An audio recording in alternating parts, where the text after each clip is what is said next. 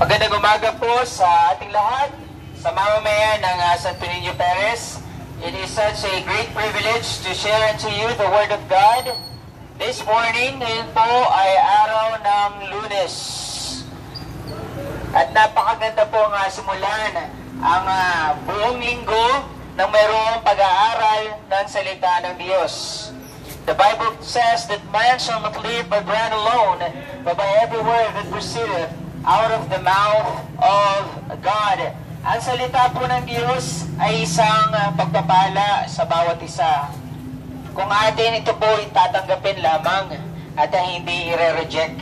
Kaya sa umaga nito, ang ating pag-aaralan ay patungkol sa biyaya ng Diyos at sa gawa ng tao. Ang biyaya ng Diyos at gawa ng tao. Mga kaibigan, ang natural na kaisipan nating mga tao, ang paraan kung paano pumunta ng langit ay sa pamamagitan ng ating kabutihan. Meron kaming kapitbahay na sinasabi niya, basta ako, kapag ikaw ay mabuti, punta ka ng langit. Pero kapag ikaw ay masama, pupunta ka ng impyerno. Ngayong umaga na ito, sinasabi ko po sa inyo na yun po ay isang kasinungalingan. Wala pong katotohanan yung bagay na yun. Na kapag ikaw ay mabuti, pupunta ka ng langit. Kapag ikaw ay masama, pupunta ka ng impyerno. Mga kaibigan, mabuti ka man o masama, hindi yun yung kaparaanan para pumunta ng langit. Sapagkat ang gawa ng tao ay hindi malinis. Laging meron tayong kapintasan o kasalanan. Ang paggawa ng mabuti ay hindi yan yung makapag-aalis sa iyo ng kasalanan. Ang paggawa ng mabuti, yan ay pinagmamalaki natin. At ipinagmamayabang sa Diyos na sa pamamagitan ng aking kabutihan somehow ay makakapasok ako sa langit.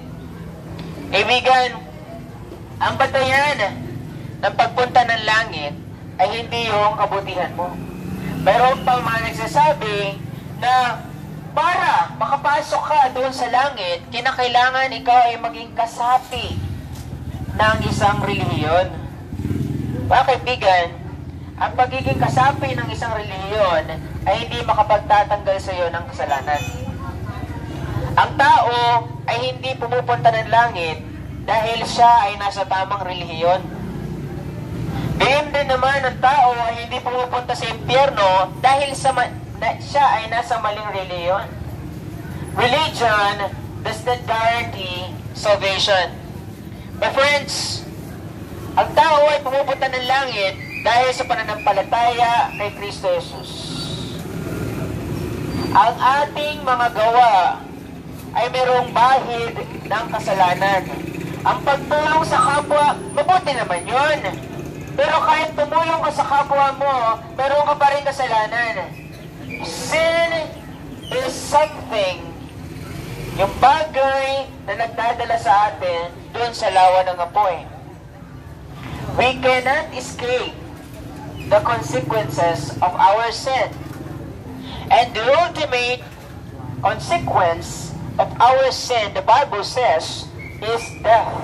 For the wages of sin is death.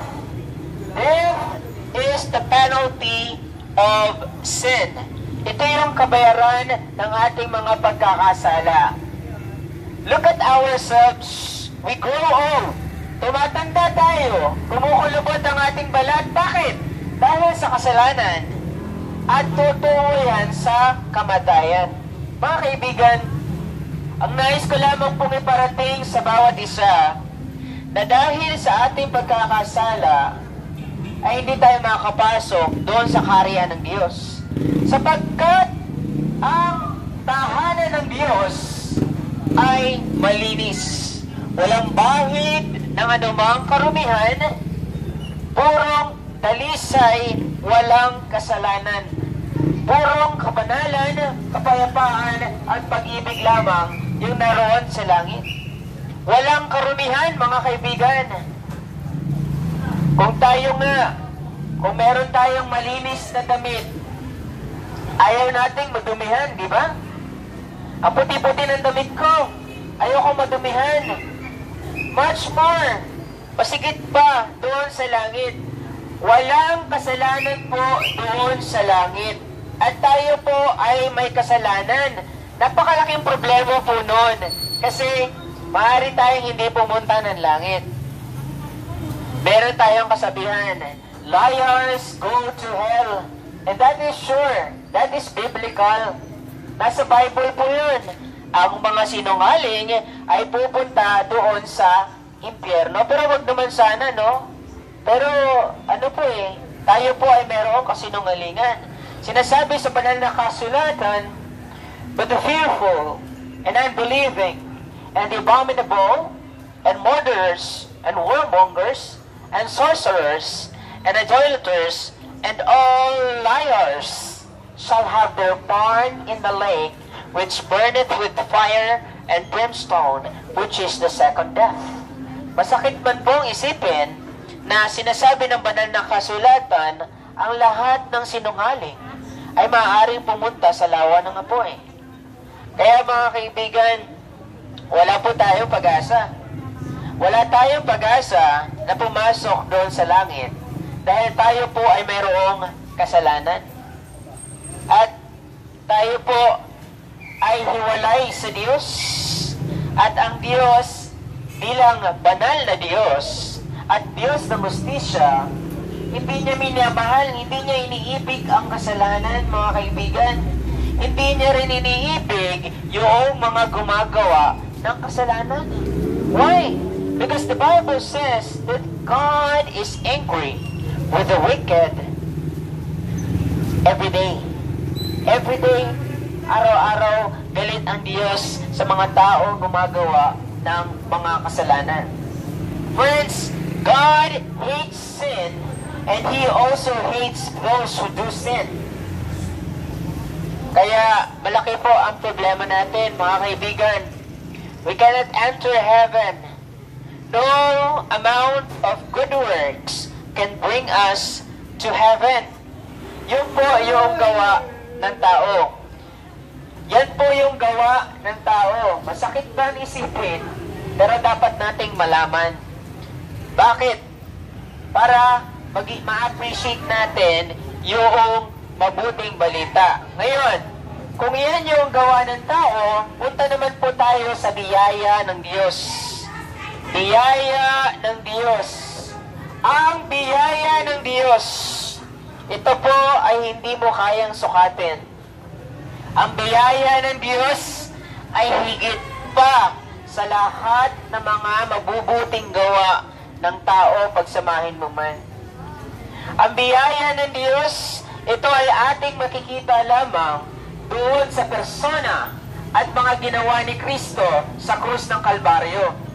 Kung tatanungin ko ang bawat isa, sinasabi natin, kapag mabuti ka, punta ka ng langit. Kapag masama ka, punta ka ng impyerno. Ang tanong ko po, para saan pa yung kamatayan ni Kristo sa krus ng Kalbaryo? Kung sa tingin mo naman ay pupunta ka sa langit dahil sa kabutihan mo. Ano yun? Props lang? Props lang ba yung kamatayan ni Kristo sa krus ng Kalbaryo? At kabutihan pala yung daan para pumunta ng langit? Kung ating pag-iisipan, mga kaibigan, pag-iisipan po natin, no amount of good works can bring us to heaven. Ang tao ay pupunta lamang sa langit dahil sa pananampalataya kay Jesus. Mga kaibigan, ang biyaya ng Diyos inihayag niya sa pamamagitan ng kanyang bugtong na anak. Nung ang bugtong na anak niya, inalay niya ang kanyang buhay para sa katubusan ng tao. But God commendeth His love toward us in that while we were yet sinners, Christ died for us. Pinakita ng Diyos ang kanyang biyaya, ang kanyang pag-ibig sa bawat isa na si Kristo ay nabayubay sa krus ng Kalbaryo. Sabi sa Biblia, not by works of righteousness which you have done, but according to His mercy, He saved us. Mga kaibigan, sa pamamagitan lamang po ng biyaya ng Diyos, mayroong kaligtasan. Ang biyaya, ito po ay awa ng Diyos. Ito po ay biyaya na ibinibigay ng Diyos para sa mga taong hindi naman karapat-dapat na maligtas. Friends, ang kaligtasan natin ay hindi sa pamamagitan ng gawa mo. Bakit? Kasi ang kaligtasan natin, yung gawa natin, ay mayroong karumihan.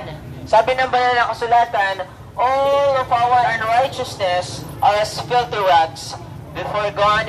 Lagi nating ipinagmamalaki yung ating mabubuting gawa, hindi ba? Lagi nating ipinagmamayabang.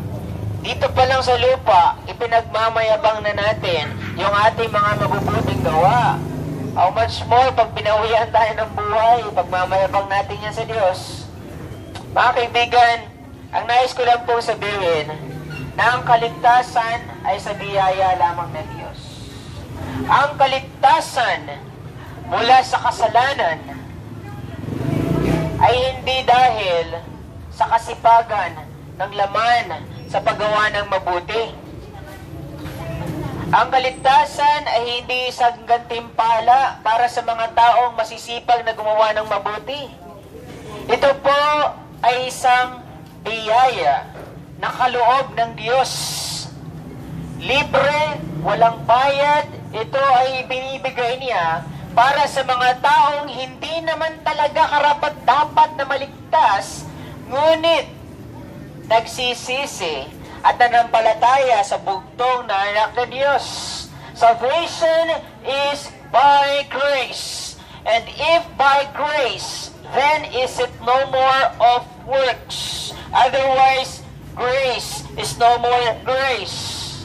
And if be of works, is it no more of grace. Otherwise, work is no more work. Friends, ang kaligtasan mula sa kasalanan at pagtungo doon sa langit ay sa pamamagitan lamang ng biyaya ng Diyos. For by grace are ye saved through faith, and that not of yourselves. It is the gift of God, not of works, lest any man should boast. In Ephesians 2:8 and 9. Mga kaibigan, ang kaligtasan ay sa biyaya lamang ng Diyos. Huwag ipaghambog ang iyong kabutihan sapagkat ito ay maruming basahan lamang sa harapan ng Diyos. Yan ang sinasabi ng banal na kasulatan. Muli kong sasabihin, mga kaibigan, na ang kaligtasan ng tao mula sa kasalanan, kamatayan at sa impyerno ay isa lamang biyaya. Ang kaligtasan ng tao mula sa kasalanan ay hindi sa pamamagitan ng pagiging masipag sa paggawa ng mabuti. Ang kaligtasan ng tao ay hindi dahil sa ating angking galing ng paggawa ng mabuti. Ito ay sa biyaya lamang ng Diyos sa pamamagitan ng persona ni Kristo Jesus. No amount of works can bring you to heaven. Not even religion can give you assurance of heaven. Not even a good education can give you assurance of heaven. Mali ko sasabihin, mga kaibigan, ang kaligtasan mula sa kasalanan ay hindi galing sa kasipagan ng laman sa paggawa ng mabuti. Ito po ay hindi isang gantimpala para sa mga taong masisipag na gumawa ng mabuti. Ang kaligtasan, ito po ay isang biyaya ng Diyos. Kaloob niya para sa mga taong hindi naman talaga karapat-dapat na maligtas. Ngunit, nananampalataya, nagtitiwala doon sa mga gawa ni Kristo sa krus ng Kalbaryo. Friends, salvation is by grace, not of works, upang nang sa gayon ay wala tayong tendency na magyabang sa harapan ng Diyos. Hindi ba napakagandang isipin na ang kaligtasan mula sa kasalanan, kamatayan at sa impyerno ay isang biyaya lamang ng Diyos. Kasi kung nakasalalay yung ating kaligtasan mula sa impyerno sa ating mga kamay, ay baka mawaglit po natin. Yung kaligtasan natin, hindi po siya nakasalalay doon sa paggawa natin ng mabuti, sa performance natin. Kasi paano yun? Pag di na tayo nakagawa ng mabuti, di ba nagsasabi tayo ng masama? Hindi ba tayo ay nag-iisip na masama sa kapwa? Hindi ba tayo ay nagsisinungaling? Hindi ba tayo ay nagnanakaw, nangungupit? Hindi ba tayo ay nag-iisip na masama sa kapwa? Paano na ang kaligtasan na nasa gawa ng mabuti? Mga kaibigan, ang kaligtasan po ng tao muli, ang kaligtasan ng tao mula sa kasalanan, kamatayan at sa impyerno, ito po ay biyaya ng Diyos sa bawat isa. How marvelous is the grace of God that it saves us. Tayo po na nasa ilalim ng kasalanan, ng sumpa ng kasalanan. Friends, salvation is by grace and not by works. Ang kaligtasan mula sa kasalanan, ito ay hindi bunga ng ating kasipagan sa paggawa ng mabuti. Hindi po ito isang gantimpala dahil tayo ay mabuti. Ito po ay biyaya ng Diyos, kaloob na walang bayad para sa atin na mga hindi naman talaga karapat-dapat na maligtas, ngunit nagsisisi at nanampalataya sa bugtong na anak ng Diyos.